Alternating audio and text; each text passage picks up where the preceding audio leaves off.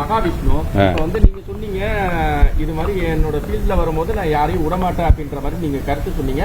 இதன் அடிப்படையில வந்து இன்னைக்கு மத்தியானம் அரெஸ்டா இருக்காரு. நீங்க எப்படி பாக்குறீங்க? என்னை பொறுத்த வரைக்கும் ஒரு பிரச்சனை வருது அப்படின்னா இமீடியட்டா அந்த பிரச்சனை நம்ம அட்டன் பண்ணணும்.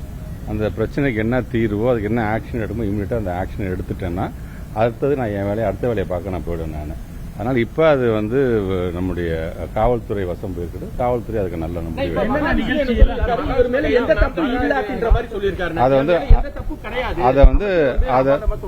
அதை வந்து மாற்றுத்திறனாளிகள் சங்கத்தை சார்ந்தவங்க ஒரு பெரிய ஒரு அவமானப்படுத்தி இருக்கிறார்கள் என்கிற அளவுக்கு ஒரு புகாரை அளித்திருக்கிறார்கள். அது இனிமேட்டு வந்து போலீஸும் மாற்றுத்திறனாளிக்காரங்க யார் அதுக்கான கம்ப்ளைண்ட் கொடுத்துருக்காங்க அவங்களும் சேர்ந்து முடிவு அவர் மேல தப்பா இல்லையா அப்படிங்கறது வந்து எந்த விதமான நடவடிக்கை சட்டம் தன் கடமையை செய்கின்றது.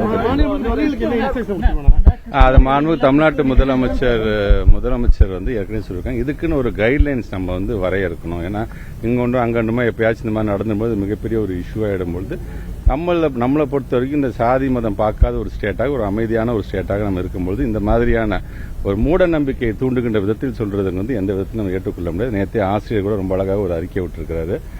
நம்முடைய நம்முடைய கான்ஸ்டிடியூஷன்லேயே அது சொல்லியிருக்கு. 51 AH பிரிவிலே சொல்லியிருக்கின்றது.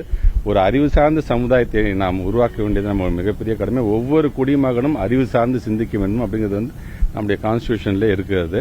ஆக அதை பின்பற்றி தான் இது போன்ற ஒரு இது வரக்கூடாது என்பதற்காக மாண்பு தமிழ்நாட்டு முதலமைச்சர் அமெரிக்காவில் பல்வேறு பணிகள் முதலீடுகளுக்கு ஈர்க்கின்ற பணியாக இருந்தாலும் இங்கே இந்த மாதிரி ஒரு சர்ச்சை வருகின்ற அடுத்த நிமிஷம் அவர்கிட்ட ஒரு அறிக்கை வருகின்றது.